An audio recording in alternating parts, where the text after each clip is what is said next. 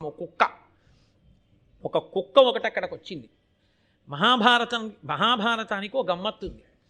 కుక్క పాత్రతో ప్రారంభం, చిట్ట చివర మళ్ళీ ఓ కుక్క, మధ్యలో మహాభారతాన్ని మలుపు తిప్పింది ఓ కుక్క.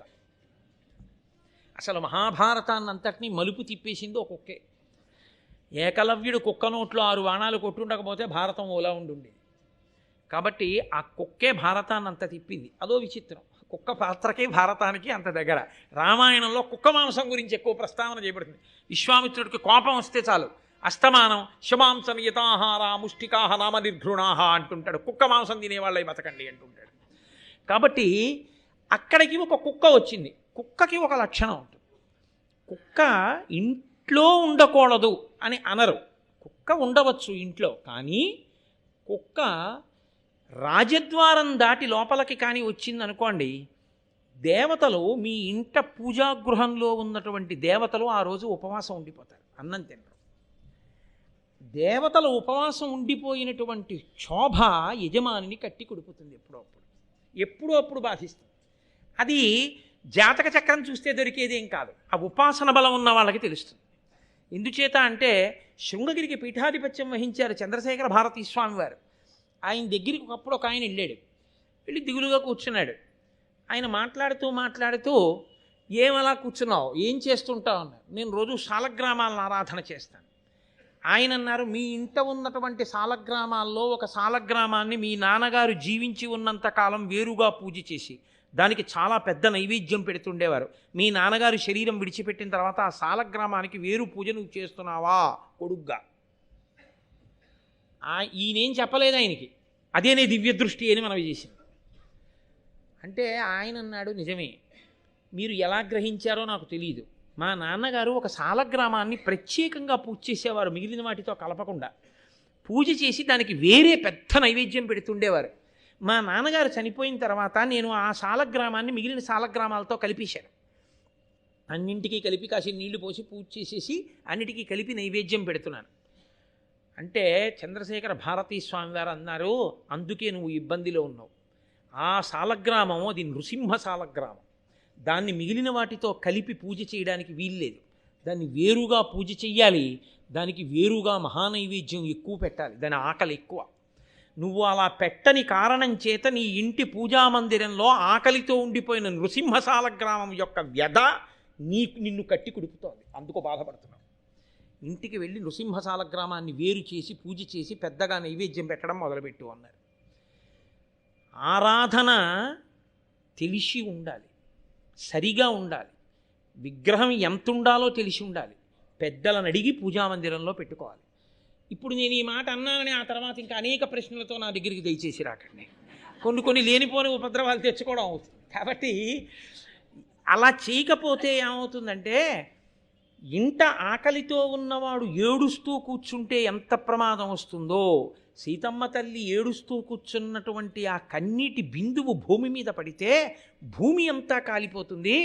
ఆ కన్నీటి బిందువుకు కారణమైన రాక్షసుల్ని కాలుద్దామని యశోకవన్నిం జనకత్మజాయాం ఆదాయతే నైవ దదాహలంకాం, ఆ కన్నీటి బిందువే అగ్నిహోత్రంగా తీసుకెళ్ళి పెట్టారు ఆంజనేయ స్వామి. అంతే, లంక కాలిపోయింది. ఒక్కొక్కరి కన్నీటి బిందువు, ఒక్కొక్కరి బాధ, ఒక్కొక్కరి క్షోభ కట్టి కుడిపేస్తాయి. అది మీకు జాతక చక్రానికి కూడా అందేదిగా ఉండదు ఒక్కొక్క దోషం. అటువంటి దోషాన్ని పట్టగలిగిన వాళ్ళు మళ్ళీ ఒక మహాత్ముడైనటువంటి వాడు మాత్రమే తన అంతర్దృష్టి చేత తెలుసుకోగలుగుతాడు. అది అందరికీ సాధ్యం కాదు. అటువంటి మహాత్ములు అంత తేలిగ్గా అన్ని వేళలా లభ్యమై మన గురించి మాట్లాడడానికి అవకాశం ఉండవచ్చు, ఉండకపోవచ్చు. కాబట్టి చేసే పని జాగ్రత్తగా చెయ్యవలసి ఉంటుంది. కాబట్టి మహాభారతంలో ఒక కుక్క గురించి ప్రస్తావన చేశారు అంటే అంత తేలికగా మీరు స్వీకరించకూడదు. కుక్క పరమ పవిత్రమైన ప్రాంగణమునందు ప్రవేశించరాదు. అది మీ పెంపుడు కుక్కవచ్చు, కానీ మీరు భారతం వినడానికి రావచ్చేమో, దానికి వాకింగ్ అయిపోతుంది కదా అని దాన్ని పట్టుకుని గుళ్ళోకి మాత్రం రాదు.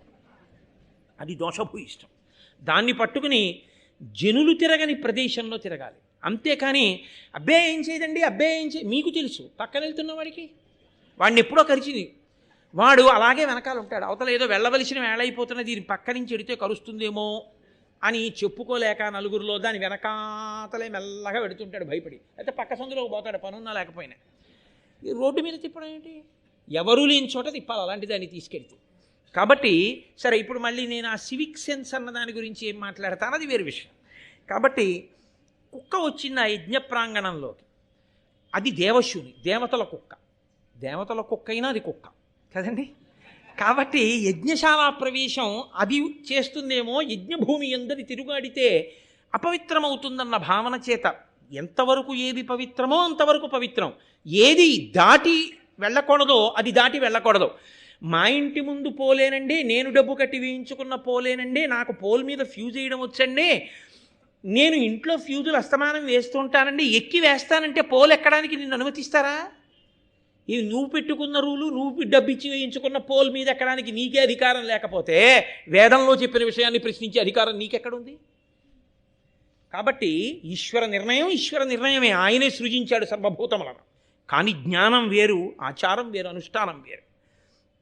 కాబట్టి ఇప్పుడు ఆ కుక్క యజ్ఞశాలా ప్రాంగణంలోకి వచ్చింది అన్నది బహుశా కారణమై ఉండవచ్చు. ఈ జనమేజయుని యొక్క తమ్ముళ్ళు వాళ్ళు సాక్షాత్ క్షత్రియులు, రాజకుమారులు, గొప్ప పరాక్రమం ఉన్నవాళ్ళు. శృతసేనుడు, ఉగ్రసేనుడు, భీమసేనుడు అని 3 పేర్లు. బహుశా వాళ్ళ వంశంలో పూర్వం ఉన్న వాళ్ళ పేరు భీమసేనుడి పేరు కూడా పెట్టుకుని ఉన్నారులా ఉంది. వీళ్ళు 3 కలిసి అది ఆ దేవతల యొక్క కుక్క అయినటువంటి సరమ అనబడేటటువంటి ఆడకుక్క యొక్క కొడుకు, ఓ చిన్ని కుక్క లేదా కుక్క పిల్ల, మగ కుక్క పిల్ల అనొచ్చేమో, సారమీయము దాని పేరు. దాన్ని కొట్టారు, 3 కలిసి కొట్టి తరిమారు. తరిమితే అది ఏడుస్తూ వెళ్ళిపోయింది వాళ్ళ అమ్మ దగ్గరికి. కుక్క పిల్లలు ఏడుస్తూ కుయ్యలాడుతూ తల్లి దగ్గరికి వెళ్ళవండి, అలాగే అది దేవశూని దగ్గరికి వెళ్ళింది, దేవతల కుక్క దగ్గరికి వెళ్ళి అది వాళ్ళతో చెప్పింది, అమ్మా నేనేమి యజ్ఞశాలలోకి వెళ్ళలేదమ్మా, ఏమిటి జరుగుతోంది అని అక్కడ నిలబడి ఇలా చూస్తున్నాను. జనమేజయుడు యొక్క 3 తమ్ముళ్ళు వచ్చి నన్ను తరిమి కొట్టారమ్మా, నా ఒళ్ళంతా హోనమైపోయిందమ్మా అని ఏడ్చి. ఇప్పుడు ఆ దేవశుని సరమ బయలుదేరి వచ్చింది. ఈలోగా యజ్ఞం పూర్తయిపోయింది. ఆయన కూర్చుని ఉన్నాడు జనమేజయుడు. సరమ తిన్నగా ఆయన దగ్గరికి వెళ్ళి ఆవిడంది, క్షితినాథ కడు అకరుణాన్వితులై నీ తమ్ములు అతి వివేక దూరుల్ మతి తలపక నా పుత్రకు అతి బాలకు అనపరాధు నడిచిరి పిలుచన్. ఎంత గొప్పగా మాట్లాడిందో చూడండి. అభియోగ పత్రము అంటారు. అటువంటి అభియోగ పత్రాన్ని ముందు ప్రవేశపెట్టింది ఆవిడంది, క్షితినాథ, ఓ భూమిని పరిపాలించేవాడా, కాబట్టి నువ్వు న్యాయం చెప్పవలసి ఉంటుంది. కడు అకరుణాన్వితులై దయలేని వారై నీ తమ్ములు అతి వివేక దూరుల్, వివేకమునకు దూరంగా బతుకుతున్నటువంటి నీ తమ్ముళ్ళు మతి తలపక, ఆలోచించకుండా, నా పుత్రకు అతిబాలకు, నా కొడుకు చాలా చిన్నవాడు, చిన్ని కుక్క, అనపరాధు, అదేం దోషం చేయలేదు, అది యాగశాల దగ్గరికి రాలేదు, అది ఎవరిని ముట్టుకోలేదు, దూరం నుంచి అలా నిలబడి చూసింది. అలా చూసిన కారణానికి వాళ్ళు వచ్చి 3 కలిసి నీ తమ్ముళ్ళు దాన్ని వెంటాడి కొట్టారు. అది దెబ్బలతో బాధపడుతూ నా దగ్గరికి వచ్చింది. రాజా, నేను నీతో ఒక విషయం చెప్పి వెళ్ళిపోదామని వచ్చాను. నీ తమ్ముళ్ళు కొట్టారని కానీ, నీ తమ్ముళ్ళని శిక్షించమని కానీ నేను అడగదలుచుకోలేదు. నేను ఒక్క మాట చెప్తాను విను. తగునిది తగదని ఎదలో వగవక సాధులకు పేదవారలకెగ్గుల్ ముగిచేయు దుర్వినీతులకు అనినిమిత్తాగమంబులైన భయంబుల్. ఎంత గొప్ప మాట చెప్పేసిందో చూడండి. తగునిది తగదని ఎదలో వగవక, ఈ పని చెయ్యొచ్చు, ఈ పని చెయ్యకూడదు అని మనసులో ఆలోచన చెయ్యకుండా సాధులకు, భగవంతుణ్ణి నమ్ముకుని బ్రతికేటటువంటి సాధు పురుషుల దగ్గర, పేదవారల బలహీనులైనటువంటి వారి దగ్గర ఎగ్గుల్ముగి చేయు దుర్వినీతులకు, వాళ్ళు ఏం చేస్తారులే అని భగవద్భక్తి కలిగినటువంటి వాడు ఓర్చుకుంటాడు. ఆయనే మారతాళ్లే అని క్షమిస్తాడు. క్షమించాడు కదా అని ఆయన మీద తిరగబడినా, బలహీనుడు కదా ఏం చేస్తాడులే అని వాళ్ళ జోలికెళ్ళినా ఒక ఫలితం ఉంటుంది రాజా. ఏమిటో తెలుసా ఫలితం? అనిమిత్తాగంబులైన భయంబుల్, కారణము లేని భయం కలుగుతుంది. ఎంత పెద్ద మాట చూశారండి.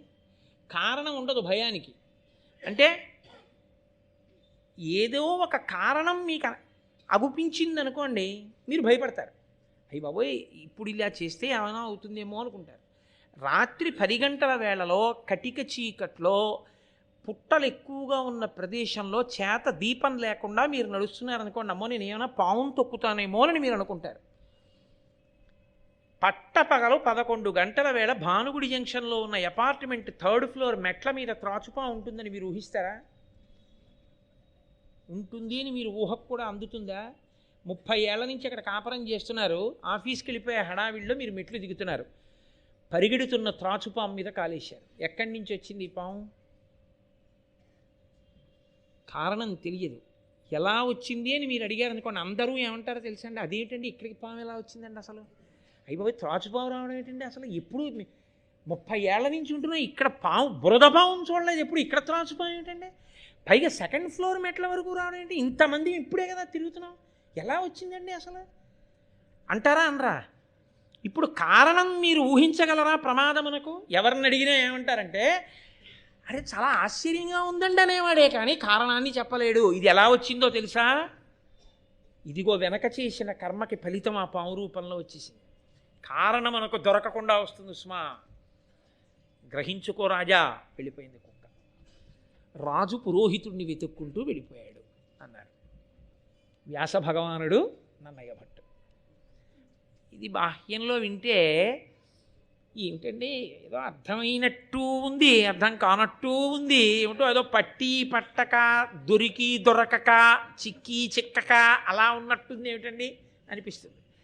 దానినే ఉత్కంఠ అంటారు. ఉత్కంఠ అంటే ఇలా కంఠాన్ని పైకెత్తి చూస్తున్నాడు అనుకోండి, అంటే దాని మీద అనురక్తి ఏర్పడింది అని గుర్తు. 100 మంది అలా గుండ్రంగా నించున్నారు అనుకోండి, నేను మానా నేను వెళ్ళిపోవచ్చు ఆ మోటార్ సైకిల్ మీద, ఒకసారి ఆపి స్టాండ్ వేసి ఇలా వచ్చి, పొడుగ్గా ఉన్నవాడు కాదు, అలా చూడగానే ఏం కనపడదు అని కాళ్ళు ఇలా ఇలా ఎత్తి ఎత్తి చూస్తుంటాడు. ఉత్కంఠ అంటే ఏమైందో తెలుసుకోవాలని. మహాభారత ప్రారంభంలో వ్యాస భగవానుడు నన్నయ్య గారు ఒక మనుష్యేతర పాత్రని ప్రవేశపెట్టారు.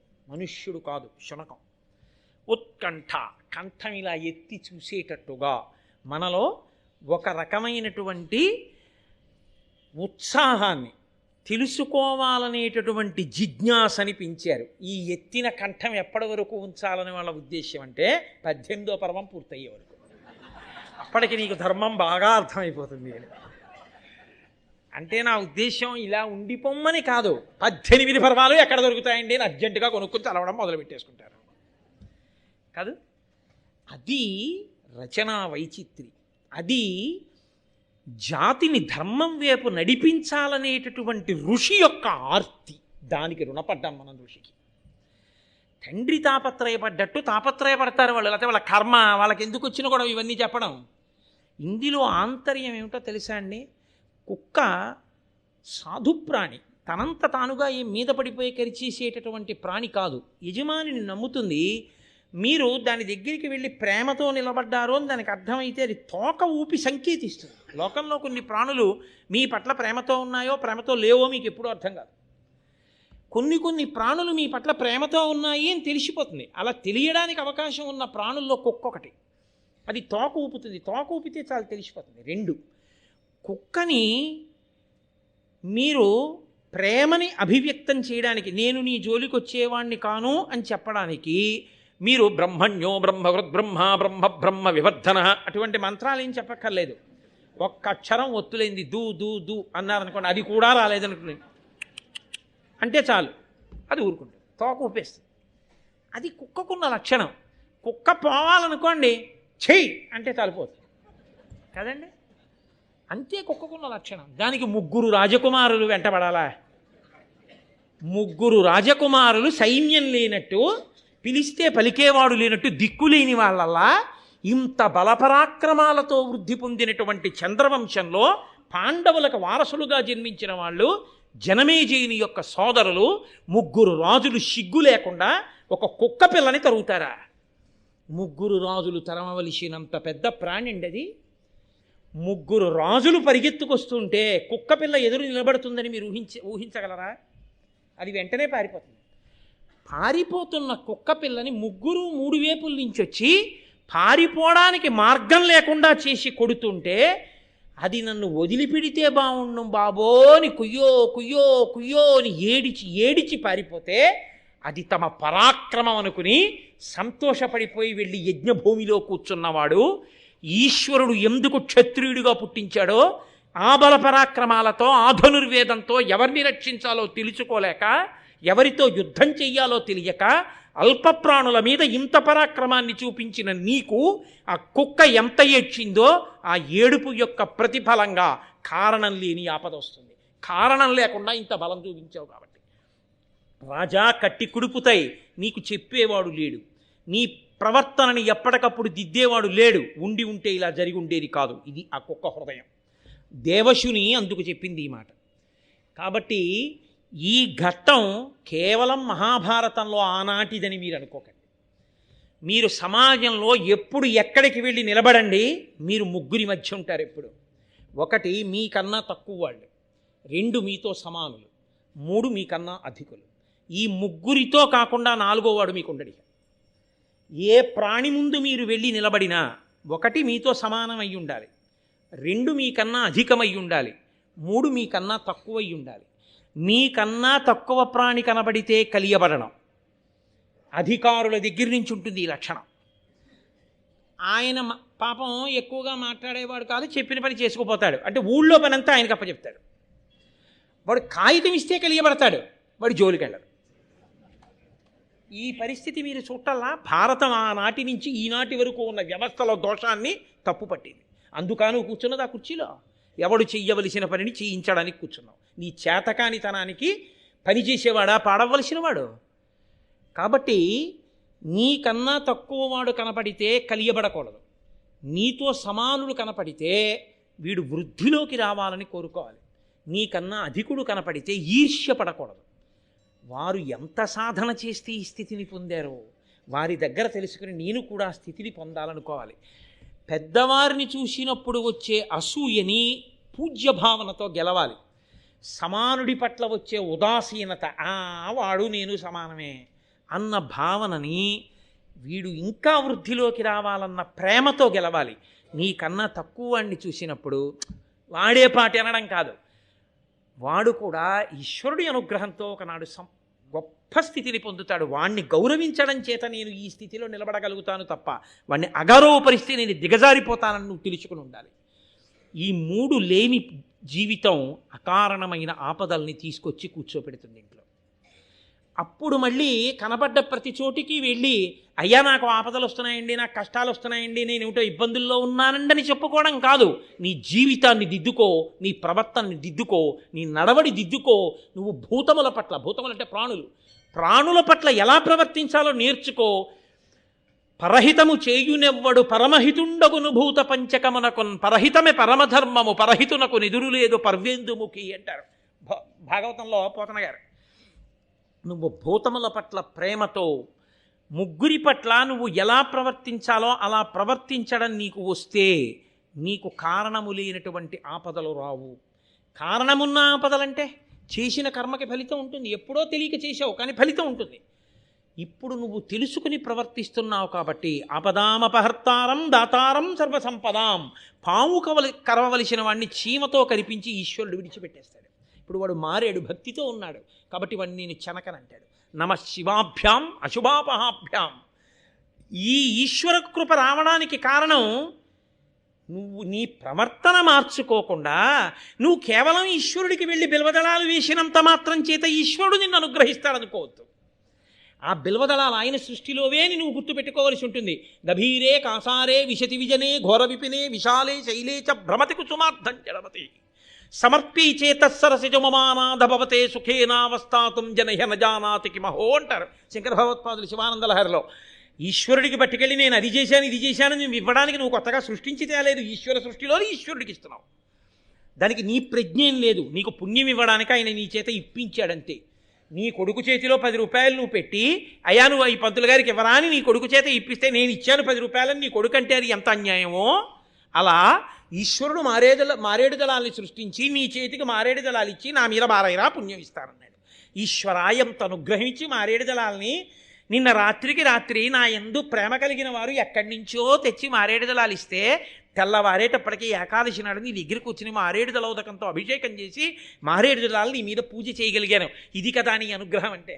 నాకు పుణ్యం కట్టబెట్టడానికి కావలసిన పరికరాన్ని నువ్వే అందించి నా చేత చేయించి నాకు పుణ్యం కట్టబెట్టావు. ఈశ్వరా, ఇది నీ అనుగ్రహం అని నువ్వు నిలబడి ఆ ప్రేమని నువ్వు సమస్త భూతములకు పంచిపెట్టిన నాడు ఈశ్వరుడు పరమ ప్రశాంతుడై ఘోర రూపాన్ని దాల్చకుండా నీ పట్ల అనుగ్రహాన్ని వర్షించి సంతోషిస్తాడు.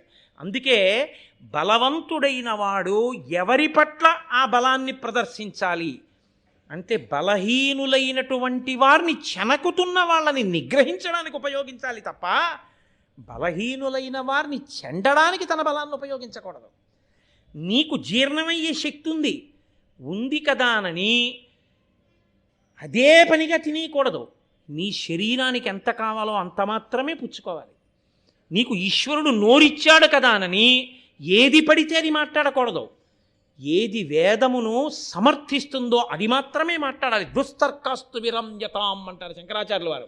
దుస్తర్కం చేయడానికి నోరు ఉపయోగించకూడదు. వేద ప్రమాణాన్ని నిలబెట్టడానికి నోటిని ఉపయోగించాలి. కాబట్టి నీ బలాన్ని ఎలా ఉపయోగించాలో అలా ఉపయోగించాలి. ఈశ్వరుడు ఇచ్చాడు కదా అని నీ ఇష్టం వచ్చినట్టు నువ్వు ప్రవర్తిస్తే ఈశ్వరుడు కూడా కారణం లేని ఆపదనిస్తాడు. తగినంత కారణం లేకుండా నీ బలాన్ని ఉపయోగించే ప్రాణులను చెనకావు కనుక అప్పుడు కారణం తెలియదు. జనమేజయ, ఎందుకు వచ్చింది ఈ ఆపదాని గుండెలు బాదుకుంటావు. వెళ్ళి జాతక చక్రం చూపిస్తేను చెయ్యి చూపిస్తేను చూసి చెప్పడానికి ఏం ఉండదు. గ్రహాలన్నీ ఉండవలసిన స్థానంలో ఉంటాయి, నువ్వే లేవు ఉండవలసినటువంటి ప్రవర్తనలు. కాబట్టి కారణం లేని ఆపద రాకుండా ఉండాలంటే తగినంత కారణం లేకుండా నీ బలాన్ని ప్రయోగించే స్థితి నుంచి నిన్ను నువ్వు రక్షించుకో. నేను కాదు కదా చేసిందంటావేమో, క్షితినాథ, నీ రాజ్యంలో ఉన్నవాళ్ళు చేసే తప్పులకు రాజుగా నువ్వే బాధ్యుడవు. కాబట్టి నువ్వు ఈ వ్యవస్థని చక్కబరచవలసిన పూచి నీ మీద ఉంది. లేకపోతే ఆపదల పాలవుతావు. చంద్రవంశంలో పుట్టావు, ధర్మాత్ముడివి, 4 మంచి మాటలు చెప్పాలనిపించింది, నేను ఊరుకోవచ్చు, కానీ ఆపద వస్తుంది. ఇంకా ఇలాంటి తప్పులు జరపకుండా మంచి మాట చెప్తే మంచివాడవైతే వింటావు. మంచితనం నీలో లేకపోతే వినేయ అంటారు శంకరాచార్యుల వారు. విని మార్చుకునే సంస్కార బలం నీకు లేకపోతే అహంకారం అడ్డొచ్చి తిరగబడతావు. అది నీ పతనమునకు హేతు అవుతుంది. కాబట్టి నువ్వేం చేస్తావో నీ ఇష్టం. నీ సంస్కారానికి వదిలేశానన్నది శేషం. పైకి చెప్పకుండా పూర్తి చేసి ఇంత చిన్న పద్యాన్ని మాత్రమే చెప్పి, ఇంత చిన్న పద్యాన్ని అనగా ఒక గొప్ప సూక్తిని, అది ఆనాడు భారతంలో జనమేజయుడికి కాదు, ఆనాటి నుండి ఈనాటి వరకు సనాతన ధర్మంలో ఉన్న మనకందరికీ కూడా హితమును చెప్పడమే. అందుకే మహాభారతంలో చెప్పని ధర్మం లేదు. భూతకారుణ్యము అన్నదానికన్నా ధర్మం ఇంకా లోకంలో లేదు. అందుకే మొట్టమొదట మాట్లాడుతూనే మహాభారతంలో ఈ భూతకారుణ్యమునకు సంబంధించిన ఘట్టంతో ప్రారంభం చేశారు. కాబట్టి జనమేజయుడి ఆస్థానంలో జరిగినటువంటి ఈ విశేషాన్ని నీకు నేను వివరణ చేశానయ్యా అన్నారు. ఉన్న తర్వాత మహానుభావుడైనటువంటి జనమేజయుడు ఆలోచించాడు. ఆయన వెంటనే పురోహితుణ్ణి అన్వేషిస్తూ బయలుదేరాడు. ఈ పురోహితుణ్ణి అన్వేషిస్తూ బయలుదేరడము అన్న ఘట్టం ఒక్క భారతంలో ఇక్కడే కాదు, పాండవులతో ఒకానొకప్పుడు, మీకు ఆదిపర్వంలోనే ఒక చోట వస్తుంది, అప్పుడు నేను పూర్తిగా వివరణ చేస్తాను. ఒక గంధర్వుడు చెప్తాడు, మీకు పురోహితుడు లేని కారణం చేత ఇలా ఇబ్బందులు కలుగుతున్నాయి, పురోహితుణ్ణి ఎంచుకోండి అంటాడు. కాబట్టి జనమేజయుడు వెంటనే పురోహితుణ్ణి నిర్ణయించుకోవడానికి బయలుదేరాడు. పురోహితుడు అన్న మాటకు అర్థం ఏమిటో తెలుసా అండి? పురము యొక్క హితమును కోరువాడు. రాజు ప్రజా సంక్షేమాన్ని కోరి తన భుజబలంతో రక్షిస్తాడు.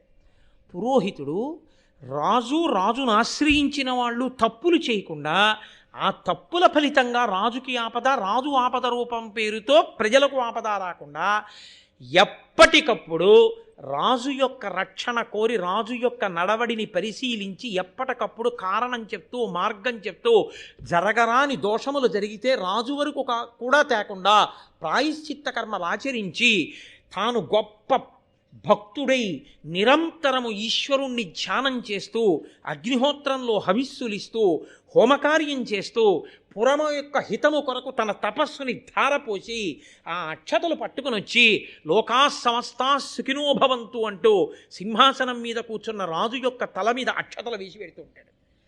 అటువంటి పురోహితుడు ఎక్కడున్నాడో ఆ పురోహితుడు ఉన్న చోట రాజుకి తెలిసి కాని తెలియక కాని చిన్న చిన్న అపరాధములు జరిగినా అవి సర్దుకుని విజయం కలుగుతుంది.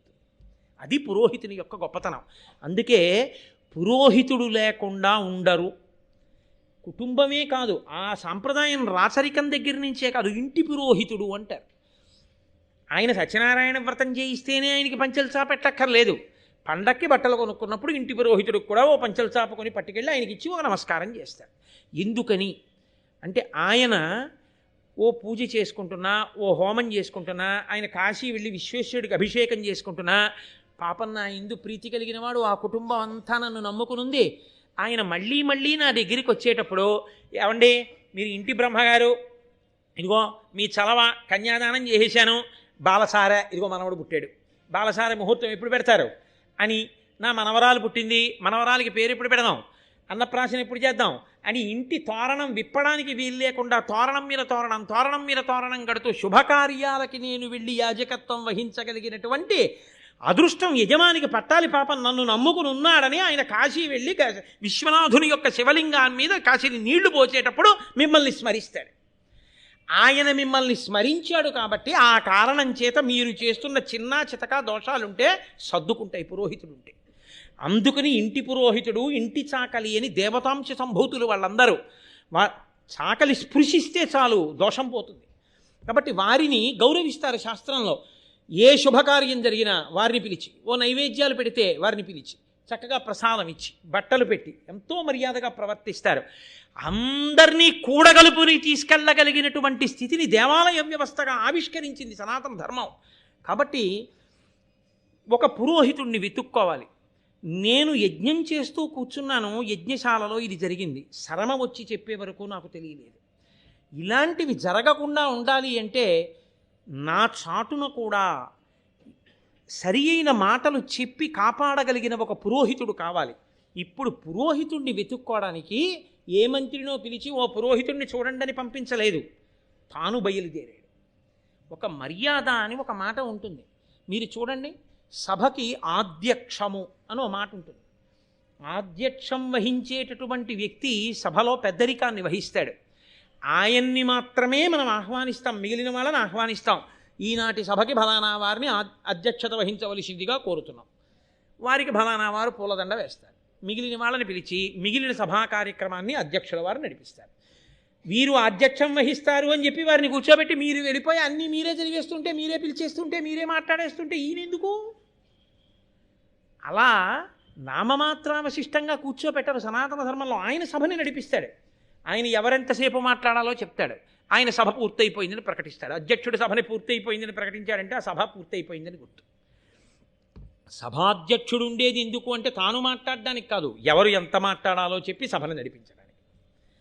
కాబట్టి మీరు ఆ భారతంలో ఎదర చూస్తారు, సభాధ్యక్ష పదవి గురించి ఎంత గొప్పగా మాట్లాడతారో మీరు చూద్దురు. కానీ నిజంగా అందుకే అన్నారు, భారతంలో లేని ధర్మం ఎక్కడుంది, భారతం సమస్త ధర్మముల సమాహారము. కనుక ఇప్పుడు ఆయన పురోహితుణ్ణి వెతుక్కుంటూ తానే బయలుదేరాడు. అది ఎవరికో అప్పచెప్పడం కాదు, తనకి అత్యంత ముఖ్యమైన విషయంలో తాను జాగరూకుడై ఉండాలి. తన వ్యక్తిగతమైనటువంటి శ్రద్ధ తాను పెట్టాలి. పెట్టి తాను ఎంచుకోవలసి ఉంటుంది. కొన్ని విషయాలు ఇతరుల మీద విడిచిపెట్టేసేవి కావు. నీ ఆకలి తీరడానికి నువ్వే అన్నం తినడం ఎటువంటిదో, నీ దాహం తీరడానికి నువ్వే నీళ్లు తాగడం ఎటువంటిదో, నీ అభ్యున్నతి కొరకు నువ్వే చేసుకోవలసిన పనులు కొన్ని ఉంటాయి. 10 మందితో కలిసి చేసేవి కొన్ని, నువ్వు ఒక్కడివే చెయ్యవలసినవి కొన్ని. ఈశ్వరుడి పల్లకి పట్టేటప్పుడు 10 మందితో కలిసి పట్టు, మంచిది. నేను ఒక్కడనే పడతానని 4 వైపులు ఉన్నటువంటివి నువ్వు ఒక్కడివే పట్టుకోకూడదు, 10 మందిని కలిసి పట్టుకోమని పట్టుకోవాలి. నీకు ఆకలిస్తే వాళ్ళందరూ తిన్నాక నేను తింటానని వేళ్ళు విరవకూడదు, నువ్వు తినాలి, లేకపోతే నీ ఆకలి తీరదు. నీ ఆకలి తీరేటప్పుడు నువ్వన్నం తినాలి. ఈశ్వర సేవ చేసేటప్పుడు 10 మందితో కలిసి చెయ్యాలి. ఏది ఎక్కడ ఎలా చెయ్యాలో ధర్మం అలాగే చెయ్యాలి. కాబట్టి నీ ఆకలి తీరడానికి నువ్వన్నం తినడం ఎంత ముఖ్యమో నీ ఇంటి పురోహితుడిని ఎంచుకోవడం విషయంలో కూడా నువ్వు అంత శ్రద్ధ చూపించాలి. ఆ శ్రద్ధ నీకు లేకపోతే ఫలితం కూడా అలా ఉండదు.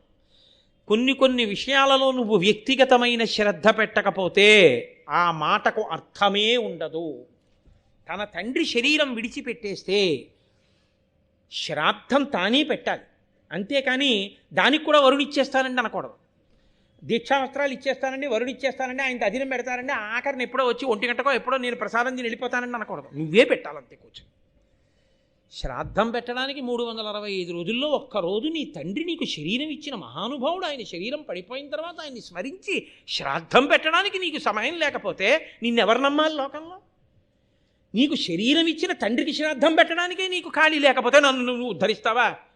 నీ తండ్రినే ఉద్ధరించని వాడివి, నీ తండ్రి మీదే గౌరవం లేనివాడివి, 9 నెలలు కడుపులో పెట్టుకుని అన్ని వికారములు పొంది, అన్ని బాధలు పొంది, మృత్యు సదృశమైన వేదన పొంది, ప్రసవించి పాలిచ్చి పెంచి పెద్ద చేసి నీ కోసం నోములు పట్టి వ్రతములు పట్టి ఉపవాసాలు చేసి పెంచి పెద్ద చేసిన అమ్మకి తద్దినం పెట్టని నువ్వు మిత్రుడన్న పేరుతో నన్ను ఆదరిస్తావా? నిన్ను నేను నమ్మనా? ఎలా నమ్మను? అందుకే కొన్ని వాడు చేస్తున్నాడంటేనే వాడిని నమ్మవలసి ఉంటుంది. వాడు చెయ్యట్లేదు అంటే వాడిని నమ్మడం సాధ్యమయ్యే విషయం కాదు. నేను క్షమింపబడతాను కాక సనాతన ధర్మం నమ్మిన వాడిగా నేను అలాగే మాట్లాడతాను. కాబట్టి జనమేజయుడు పురోహితుణ్ణి వరించమని ఎవరినో పంపించకూడదు, తానెళ్ళాలి. కాబట్టి ఇప్పుడు ఆయనే బయలుదేరాడు. ఏమి నేర్చుకుంటున్నాం భారతంలో మనం? అన్ని పనులు అస్తమానం అందరికీ అప్పచెప్పేవి కావయా, కొన్ని నువ్వు చేసుకోవలసి ఉంటుంది. గురువుగారి పెట్టి శిష్యులు పట్టుకోవచ్చేమో, గురువుగారి పంచవాళ్ళు పట్టుకోవచ్చేమో, గురువుగారు మీ వదిలి స్నానం నేను చేసేస్తానులేండి అనకూడదు. గురువుగారు స్నానం చెయ్యాలి కదండి. సా శ్రద్ధ కదితా సిద్భి యయా వస్తూపలభ్యతే అంటారు శంకర భగవత్పాదులు శ్రద్ధ అన్న మాటకు వ్యాఖ్యానం చేస్తూ. శాస్త్రస్య గురువాక్యస్య సత్యబుద్ధ్యావధారణ. శాస్త్రము గురువు చెప్పినవేవో అవి సత్యమని నమ్మినవాడు ఎవడున్నాడో వాడే శ్రద్ధ కలిగిన వాడు, వాడికి అన్నీ లభిస్తాయి. అంతేగాని ఉత్తినాయన అలా చెప్తుంటారండి అన్నవాడికి శ్రద్ధ ఎక్కడుంటుంది? కాబట్టి అది శ్రద్ధ కాదు. కనుక జనమేజయుడే పురోహితుణ్ణి వరించడానికి బయలుదేరాడు. ఈ మాట మీరు విన్నప్పుడు మనం ఒక విషయాన్ని గమనించవలసి ఉంటుంది అని మీరు తెలుసుకోవలసి ఉంటుంది. మన ఇంట్లో మన పిల్లని కన్యాదానం చేసేటప్పుడు మహాసంకల్పం అని ఒకటి చెప్తారు. ఆ మహాసంకల్పం చెప్పేటప్పుడు మాట్లాడకూడదు కన్యాదాత. కన్యాదాత మాట్లాడితే ఆ మహాసంకల్పం వల్ల వచ్చే ఫలితం పోతుంది. అందుకే పెళ్లి చేసేటప్పుడు వేదిక మీద ఎక్కువ మందిని కూర్చోపెట్టవద్దు అని చెప్తారు. కారణం అదే. ఎందుకని అంటే నిష్కారణంగా లేక పుట్టిన ఒక్క పిల్ల, ఆ పిల్ల వల్ల తాను 7 తరాలు తరించాలి. ఇప్పుడు అంత గొప్ప వేదిక, వేదిక దాని మీద ఎందుకు అందరూ? నిజాయితీతో మీరు ప్రసన్నమైన హృదయంతో ఆలోచిస్తే 84 ఏళ్ళు వచ్చాయి, మోకాళ్ళు వంగవు, కూర్చోలేరు, మంచిదే, నేను కాదంటలేదు. ఎదురుగుండా కుర్చీ వేసి కూర్చోండి. వేదిక మీద ఎందుకు కుర్చీ? అక్కడ సర్వమంగళాదేవతని పెట్టి పూజ చేస్తున్నారు. మీరు చెప్పులతో వేదిక ఎక్కితే దానికి ఏమిటి ఫలితం? ఆ కన్యాదాత ఏమైపోవాలి? శ్రద్ధ ఎక్కడ ఎలా ఉండాలో అలా ఉంటేనే శ్రద్ధ. లేనిది శ్రద్ధ కాదు, తంతు అంతే. మీకు ఇంత పెద్ద ఫలితాన్ని ఇక్కడి నుంచి మినపగింజలను పేర్చుకుంటూ సూర్యమండలానికి పోతే ఎన్ని మినపగింజలు ఉంటాయో అన్ని వేల సంవత్సరములు నేను సూర్యమండలమునందుండెను కాక ఇంత ఫలితాన్ని ఇప్పుడు కన్యాదానం చేయిస్తున్నవాడు బ్రహ్మస్థానంలో కూర్చున్న బ్రహ్మగారు. నీకు ఊళ్ళో ప్రతి పనికి మాలిన వాడిని పిలవడానికి కారెక్కి వెళ్ళి పిలుచుకొస్తావా? బ్రహ్మస్థానంలో ఉన్నవాడిని పిలవడానికి మాత్రం ఫోన్ చేసి అయ్యా మీరు పెళ్ళికి వచ్చేస్తారు కదా 7ంటికి వచ్చేయండే అంటావా? ఏమిటి శ్రద్ధ నీది? నువ్వు వెళ్ళాలి. నువ్వు వెళ్ళి వారికి వస్త్రం పట్టుకెళ్ళి వారికి ఇచ్చి నమస్కరించి అయ్యా ఇలా పిల్లని కన్యాదానం చేద్దాం అనుకుంటున్నాను, మీరు మా ఇంటి బ్రహ్మ, మీరు దగ్గరుండి ఈ కార్యాన్నంతటినీ శుభప్రదంగా నడిపించాలి, చక్కగా నన్ను అభ్యున్నతి పదంలో నిలబెట్టండి. కన్యాదానం చేయడం వల్ల నేను దశ పూర్వేషాం దశాపరేషాం 10 తరాల ముందు 10 తరాల తర్వాత తరిస్తారు. అపురూపమైనటువంటి అవకాశం ఉన్నదొక్క పిల్ల. ఆ కన్యాదానం దాటితే ఇహ చేయడానికి అధికారం లేదు. కాబట్టి నాతో మర్యాదగా కన్యాదానం చేయించండి అని వేడుకోవలసింది ముందెవరిని?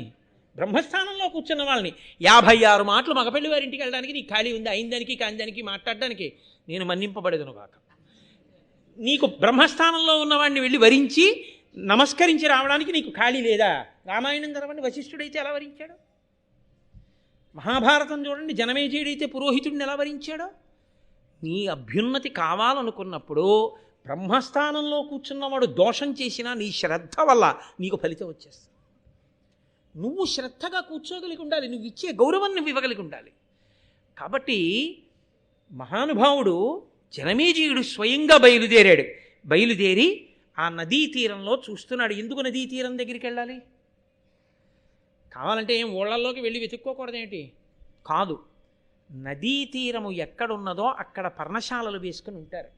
ఎందుకని అంటే తెల్లవారుజామునే వెళ్ళి ఆ నదిలో స్నానం చేసుకుని, మధ్యాహ్నం వెళ్ళి స్నానం చేసి సంధ్యావందనం చేసుకుని, సాయంకాలం వెళ్ళి స్నానం చేసి సంధ్యావందనం చేసుకుని, 1కి 10 మార్లు ఆ పవిత్ర నది యందు స్నానం చేస్తూ సంకల్పం చెప్పుకుని చక్కగా వచ్చి కూర్చుని, నీరు ఎక్కడుంటుందో అక్కడే ధర్మకార్యాచరణ సాధ్యం అవుతుంది.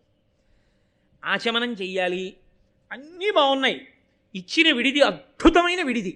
బయట నుంచి మినరల్ వాటర్ బాటిల్ తెచ్చుకుంటేనే నీళ్ళు ఒక్కటే దొరకవు, స్నానం కూడా ఉండదు. ఎందుకది? పక్కన నది ప్రవహిస్తోంది, చాలు నువ్వు తరించిపోయావు.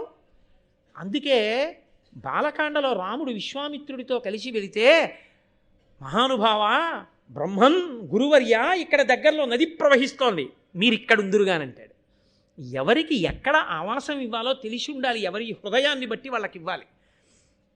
కాబట్టి ఆ నదీ తీరంలో ఉంటారు మహాత్ములు, ఆ అనుష్ఠానం తెలుసున్న వాళ్ళు ఆ అనుష్ఠానం అంటే ప్రాణం వాళ్ళకి. వాళ్ళ మనసులు పరిపక్వమై వాళ్ళు చేసిన సత్కర్మల చేత రాజ్యాన్ని ప్రభువుని రక్షించాలని కోరుకుంటారు. ఎందుకని కోరుకుంటారు? అదొక ధర్మ విశేషం. మళ్ళీ ఒక్కొక్కరికి ఒక్కొక్క లక్షణం. క్షత్రియుడు మంచం మీద చచ్చిపోకూడదు, భూమి మీద చచ్చిపోకూడదు అంది శాస్త్రం. ఆయన యుద్ధభూమిలో చచ్చిపోయిన నాడే ఆయన జన్మకి సార్థకత అంది. ఆయన మాంసం తినవచ్చు అంది. ఎందుకు తినవచ్చు అంది? ఆయనకి బలం ఉండాలి. ఆయనకి బలం ఎందుకు ఉండాలి? నేను భారతం కాలం నాటి విశేషాలని మీకు వివరణ చేస్తున్నాను. ధర్మం ఎప్పటికీ ధర్మమే తప్ప ఈనాడు అలా యుద్ధాలు చేయమన్నది నా ప్రతిపాదన కాదు.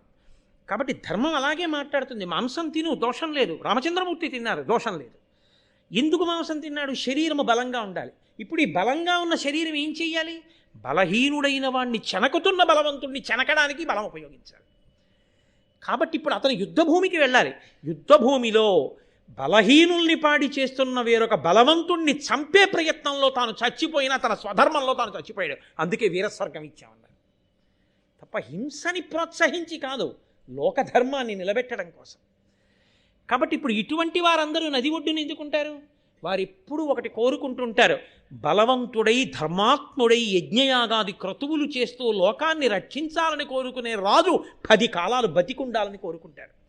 అటువంటి వాడు, అయ్యా తెలిసో తెలియకో దోషాలు జరిగిపోతున్నాయి, రేపు కారణం తెలియని ఆపద వస్తుంది, ఎవరు రక్షిస్తారు? కాబట్టి నువ్వు పురోహితుడిగా వచ్చి నన్ను కాపాడాలని అడిగితే రాగలిగినటువంటి హృదయ సంస్కార బలం ఉన్నవాడు అక్కడ ఉంటాడు. అక్కడ వెతుక్కోవాలి. ఎక్కడ ఇది వెతుక్కోవాలో అక్కడ వెతుక్కోవాలి. అంతేగాని ఒక వస్తువు కోసం ఇంకో చోట వెతక్కూడదు కదా. కాబట్టి నది ఒడ్డుకి వెళ్ళాడు. అంటే ఏ మహాత్ములు ఉండే చోటుకి వెళ్ళినప్పుడు ఎక్కడ ఎలా ప్రవర్తించాలో, ఎలా వెతుక్కోవాలో, ఎలా మాట్లాడాలో, దేని వలన నువ్వు అభ్యున్నతిని పొందుతావో, నీకు దొరికే ఒక వస్తువు నీ జన్మని ఎలా తరింపచేస్తుందో ఒక్కొక్క నాడు మహాభారతం మీకు వివరణ చేస్తుంది, నాకు వివరణ చేస్తుంది కదండి. ఇలా మహాభారతం ఎప్పటికయ్యే నాదిపరం ఒకటైనా. కాబట్టి సరే, ఎప్పుడైతే ఏమి ఏకశబ్ద సమ్యజ్ఞాత సృష్టప్రయుక్త స్వర్గే లోకే కామదుగ్భవతి, ఒక్క మాట సంతోషంగా చెప్పుకున్నది సమస్త కామ్యములను వర్షిస్తుంది. ఆయన అక్కడ ఉండేటటువంటి మునిపల్లె అంటే అక్కడ ఎవ్వరూ కూడా సౌకర్యముతో పెద్ద భోగములతో కూడినటువంటి ప్రాంగణములను కట్టుకున్నవారు ఉండరు. అంటే రక్షణ వ్యవస్థ ధీటుగా ఏర్పాటు చేసుకున్నవారు ఉండరు. వైదికముగా ఉంటాయి అక్కడ ఉన్నవి. వైదికముగా అంటే మీరు ఒక్కటే గుర్తుపెట్టుకోవాల్సి ఉంటుంది. ఇప్పట్లో మీకు వెంటనే అర్థమైపోవాలి అంటే ఆర్సీసీతో స్ట్రక్చర్స్ లాంటివి ఉండవు అని మీరు గుర్తుపెట్టుకోవాలి. అంటే రాతితో చేసిన నిర్మాణములు కానీ, మట్టిని కాల్చి చేసిన నిర్మాణములు కానీ వాళ్ళకు ఉండవు. పల్లెటూరు అన్న చోట చూడండి, అన్ని పాకలు పందిళ్ళు ఉంటాయి. వాళ్ళు ఏం చేస్తారు? మట్టి, పృథివీ శివస్వరూపం, దాన్ని కాల్చరు. సనాతన ధర్మంలో మట్టిని కాల్చడం గొప్ప దోషం. కాల్చిన మట్టితో కూడిన ఇంటిలో ఉండడం అంతకన్నా దోషం. అందుకే పూర్వం అందరూ ఏం చేసేవారంటే వెదురు బద్దలు నాటి పచ్చిమట్టిని కలిపి ఆ పచ్చి మట్టిని మెత్తి గోడలుగా చేసుకుని, ఇప్పుడు పిట్టగోడలు ఎంత ఉంటాయో అంత ఎత్తు గోడలు కట్టుకుని దాని లోపలికి చూస్తే ఎత్తుకుపోవడానికి ఏమి ఉండవు. ఆయన బాగా వేదం చెప్పిన చోట ఇచ్చిన పెద్దంచు పంచోట ఆరేసుకుని విడిచిపోతుంటాడు అంతే. ఆయనకి ఇంకో 2 పంచెలు ఉంటే ఇంకోళ్ళకి ఇచ్చేస్తాడు. ఆయన దగ్గర ఎత్తుకుపోవడానికి కూడా ఎవడన్నా వచ్చాడనుకోండి, నమచ్చోరాయచ శిష్ప్యాయచ ఫేన్యాయచ సకత్యాయచ ప్రవాహ్యాయచ, దొంగ రూపంలో ఈశ్వరుడు వచ్చాడని మురిసిపోతాడు. కాబట్టి ఇప్పుడు ఆయనకి పెద్ద రక్షణ వ్యవస్థ, బీరువాలు, తాళాలు, సేఫ్లు, లాకర్లు ఆయనకు అక్కర్లేదు. ఓ దండెం మడిబట్ట, పెరట్లో నదీ స్నానం, ఇంట్లో వెదురుతో చేయబడినటువంటి ఒక పూజా మందిరం, దాని మీద ఈశ్వరుడు, ఆయనకి 4 కుండలు, వాటిలో నీళ్లు, ఓ ఆవు, దాని పాలు, పెరుగు, నెయ్యి. అంత ఆ అరణ్యంలో ఉండేటటువంటి వాళ్ళు వచ్చి ఆయనకి నమస్కారం చేసి, పంతులు గారు అభిషేకం చేసుకోండి అని ఇచ్చిన తేనె, దొరికిన 2 పళ్ళు, గుండె నిండా ఈశ్వరుడు. వాళ్ళు సంతోషంగా పిట్టగోడం తెత్తుమట్టి, దాని మీద వెదురు కర్రలు, పైన ఆకులతో ఆచ్ఛాదన, చుట్టూ దేవుడి యొక్క మూర్తులు, అదంతా చక్కగా సున్నంతో పెట్టినటువంటి అందమైన ముగ్గులు, ఇంటి ముందంతా కూడా ముగ్గులు, చుట్టూ కట్టిన తోరణాలు. ఎంత అందంగా ఉందో, వింటుంటే మనం అలా ఉంటే బాగుండేమో అనిపిస్తుంది కదా. కాబట్టి మునిపల్లె అంటే వాళ్ళు అటువంటి వైదిక జీవనమునందున్నవారు, అంటే చదువుకోవడం ఒకటి, చేసేదొకటి కానివారు, చదువుకున్నదేదో అలాగే జీవిస్తున్నవారు కాదు. అటువంటి వారు అనుష్ఠానమునందున్నవారు, అనుష్ఠాన పర్యంతమునందు ధర్మము కలిగిన వారు. కాబట్టి రాజుని రక్షించడం కోసం తన యొక్క మంత్రశక్తిని ధారబొయ్యగలిగినటువంటి ఉదారుడు, పురము యొక్క హితమును కోరగలిగిన వాడిని అక్కడ వెతుకుతున్నాడు ఆయన మునిపల్లెలో. వెతకగా వెతకగా శృతశ్రవసుడు అనబడేటటువంటి ఒక వృద్ధ బ్రాహ్మణుడు ఆయనకి లభించాడు. ఆయన కుమారుడు ఉన్నాడు, ఆయన పేరు సోమశ్రవసుడు. కుమారుడు దిట్ట, మంచి బలం ఉన్నవాడు, గొప్ప తపస్వి, తండ్రి కాడని కాదు, కానీ తండ్రి కన్నా గొప్పవాడు కొడుకు. ఇది ఒక గమ్మత్తు. ఎప్పుడూ కూడా తండ్రి కోరుకునేది ఏంటంటే పుత్రాదిచ్చేత్ ప్రాజయం, కొడుకు చేతిలో ఓడిపోవాలని. కొడుకు చేతిలో ఓడిపోవడం అంటే 60 ఏళ్ళు వచ్చిన తర్వాత నాన్నగారిని తోసేసే కొడుకు పుట్టాలని కాదు, నాన్నగారికి ఎన్ని తెలుసో అంతకన్నా తెలుసున్నవాడై ఉండాలని. తెలిసి ఉండడం అంటే నాన్నగారు చేసిన మోసాల కన్నా తెలిసిన మోసాలు తెలిసినవాడని కాదు, నాన్నగారికి తెలిసిన వైదిక ధర్మం కన్నా ధర్మం తెలిసినవాడని. మళ్ళీ ఇంకొక కోణంలో అన్వయం చేసి అటువంటి కొడుకు నాకు పుట్టాడని పొంగిపోవడాలు అవి ఉండకూడదు. కాబట్టి అటువంటి కొడుకుని కని మురిసిపోతున్నవాడు, లోకహితము కొరకు దానము చేయగలిగినవాడు, అప్పగించగలిగినవాడు, అటువంటి హృదయం ఉన్నవాడు వీళ్ళు.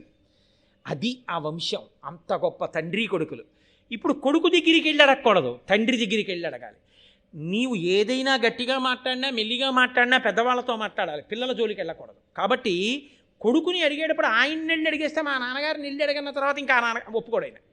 రామచంద్రమూర్తికి ఆ శివధనస్సు భంగం చేయగానే జనక మహారాజు గారు గబగబా స్వర్ణకలశం పట్టుకుని వచ్చేసాడు, నీళ్లు కన్యాదానం చేసేస్తానయ్యా, సీతమ్మని ఇచ్చేస్తాను, శివధనస్సు భంగం చేసావు కదా అన్నాడు. రాముడు అన్నాడు, నేను క్షత్రియుణ్ణి కాబట్టి శివధనుర్భంగం చేశాను, నువ్వు పిల్లనిస్తానంటే బుచ్చేసుకోవడానికి నేను శివధనుర్భంగం చేయలేదు. నువ్వు పిల్లనిస్తే ఏమవుతుంది, నాకు పత్ని అవుతుంది. నాకు పత్నిగా ఎవరుండాలో నిర్ణయించవలసింది నేను కాదు, నువ్వు కాదు, ఇచ్చేస్తే బుచ్చుకోవడానికి. లోకంలో అందరూ ఆవిడ్ని పత్నిగా పొందాలనుకున్నారు. రాముడు అన్నాడు, నాకు పత్నిగా ఎవరుండాలో నిర్ణయించవలసిన వాడు నా తండ్రి దశరథ మహారాజు. నేను ఇక్కడ ఉంటాను, మా నాన్నగారికి కబురు చెయ్యి, మా నాన్నగారికి చెప్పు నీ వంశం గురించి. మా నాన్నగారికి సంతోషం కలిగిందనుకో, వస్తారాయన వచ్చి స్నాతకం చేసి రామా స్వీకరించు సీతని పత్నిగా అంటారు. మా నాన్నగారు అన్నారా, పాణిగ్రహణం చేస్తాను. మీ అందరూ చెప్పినా మా నాన్నగారు అనలేదా, నేను పుచ్చుకోను. తండ్రి ఎవరిని చెప్పాడో వాళ్ళని పత్నిగా స్వీకరిస్తాను. ఎందుకని, నన్ను చదివించినవాడు, నాకు విద్యాబుద్ధులు నేర్పించినవాడు, విశ్వామిత్రుడు వచ్చి అడిగితే ఏడిచినవాడు, కాళ్ళు పట్టుకున్నవాడు, నా మీద ఇంత ప్రేమ కలిగినవాడు, నాకు ఎవరు భార్యగా వస్తే నేను సంతోషిస్తానో తెలియనివాడా, నేనెందుకు స్వతంత్రించాలి? ఇవ్వడానికి నువ్వెవరు, పుచ్చుకోవడానికి నేనెవరు? మా నాన్నకు కబురు చేయి, మా నాన్నగారు ఒప్పుకుంటే నేను పుచ్చుకుంటానన్నాడు. ఎక్కడి ధర్మం అక్కడే. కాబట్టి ఆ పిల్లవాడి దగ్గరికి వెళ్ళి నువ్వు నాకు పురోహితుడిగా రా అనకూడదు. తండ్రి గారిని వెళ్ళి అడగాలయ్యా, మీ అబ్బాయిని మాకు పురోహితుడిగా పంపండి అని. ఎంత ధర్మమో చూడండి, ఎంత గొప్పగా ఉంటుందో చూడండి. కాబట్టి ఇప్పుడు జనమేజయుడు వెళ్ళి శృతశ్రవసుడిని అడిగాడు, కరుణించి ఇండు నాకున్ పురోహితుడుగాగా మీ సుపుత్రు పవిత్రున్ పరమ తపో నైష్టికు భాసుర యమ నియమాభిరాము సోమశ్రవసున్. యమనియమములనబడేటటువంటి గొప్ప అష్టాంగయోగం తెలుసున్నవాడు, ఇంద్రియములను నిగ్రహించినటువంటి వాడు, అపారమైనటువంటి తపస్సంపత్తి కలిగినటువంటి వాడు, పరమ నైష్ఠికమైనటువంటి జీవితాన్ని గడుపుతున్నవాడు, నియమములను పాటించగలిగిన వాడు, నిత్య నైమిత్తిక కర్మలను నెరవేర్చేటటువంటి వాడు, వేద ప్రమాణమును పరిపూర్ణంగా నమ్మినవాడు, భగవద్భక్తి కలిగిన వాడు, నిరంతర హోమ జపములను చేసేటటువంటి వాడు, అటువంటి మీ కుమారుడు మాకు పురోహితుడుగా వస్తే నా వంశం నిలబడుతుంది, నాకు రక్షణ కలుగుతుంది. నాకు రక్షణ కలిగితే నేను లోకానికి రక్షణ కల్పించగలుగుతాను. కాబట్టి నాకు రక్షణ ఇవ్వగలిగిన వాడు నీ కొడుకు. ఇది విశ్వాసం అంటే, ఇది మంత్రం మీద నమ్మకం అంటే, ఇది వేదం మీద నమ్మకం అంటే. కాబట్టి నాకు నీ కొడుకుని కరుణించి అనుగ్రహించవలసింది. ఈ లోకంలో ఎవరు ఏదైనా ఇస్తారు, కన్న కొడుకుని ఎవరిస్తారు? కాబట్టి దయతో, నా మీద ప్రేమతో, ప్రజలందరి యొక్క అభ్యున్నతిని కోరి నాకు నీ పుత్రుణ్ణి ఇవ్వయా అని ఆయన చాలా సంతోషించి, ఇది త్యాగము అన్న మాటకు అర్థం. నా కొడుకు యొక్క తపస్సు, నా కొడుకు యొక్క జపం, నా కొడుకు యొక్క హోమం నిజంగా నీ అభ్యున్నతికి, ఈ రాజ్యరక్షణకు పనికొస్తే ఇంతకన్నా ఏం కావాలి? ఇది నోటితో అనక్కర్లేదు. ఆ శృతశ్రవసుని యొక్క భావన. వెంటనే ఆయన కొడుకుని పిలిచి, నాయనా ఇదిగో జనమేజయ మహారాజుతో బయలుదేరు, ఆయనకి పురోహితుడిగా ఉండు, పురోహితుడిగా ఉండి రాజుని రాజ్యాన్ని కూడా కాపాడు, నీ యొక్క వైదికమైన అనుష్ఠాన బలంతో రక్షించమని జనమేజయునికి పురోహితుడిగా పంపించాడు. పురోహితుడితో కూడినటువంటి జనమేజయుడు సంతోషంగా రాజ్య పరిపాలన చేస్తున్నాడు అన్న దగ్గర ఇవాల్టి ఉపన్యాసాన్ని ఆపి, రేపటి రోజున అత్యద్భుతమైనటువంటి ఆఖ్యానం, ఉదంకోపాఖ్యానము అంటారు. అది ఇవాళ ప్రారంభం చేస్తే అయ్యేది కాదు. అందుకని రేపటి రోజున ఆ ఉదంకోపాఖ్యానాన్ని మీ అందరికీ మనవి చేస్తాను. కాబట్టి ఇవాల్టితో ఇప్పటికీ ఈ సభ పూర్తయినట్టుగా భావించి రేపు సాయంకాలం 6:30 మళ్ళీ కలుసుకుందాం. మంగళాశాసనపరై మదాచార్య పురోగమై సర్వైశ్చ పూర్వైరాచార్యై సత్కృతాయాస్తు మంగళం. మంగళం కోసలేంద్రాయ మహనీయ గుణాత్మనే చక్రవర్తి తనూజాయ సర్వభౌమాయ మంగళం. ఉమాకాంతాయ కాంతాయ కామితార్థప్రదాయినే శ్రీగిరీశాయ దేవాయ మలినాథాయ మంగళం. కరచరణకృతం వా కర్మవాక్కాయజం వా శ్రవణనైనజం వా మానసం వాపరాధం విహితం వా సర్వమేత్తక్షమస్వా శివ శివ కరుణాబ్ధే శ్రీ మహాదేవ శంభో. సర్వం శ్రీ ఉమామహేశ్వర పరబ్రహ్మార్పణమస్తు. స్వస్తి.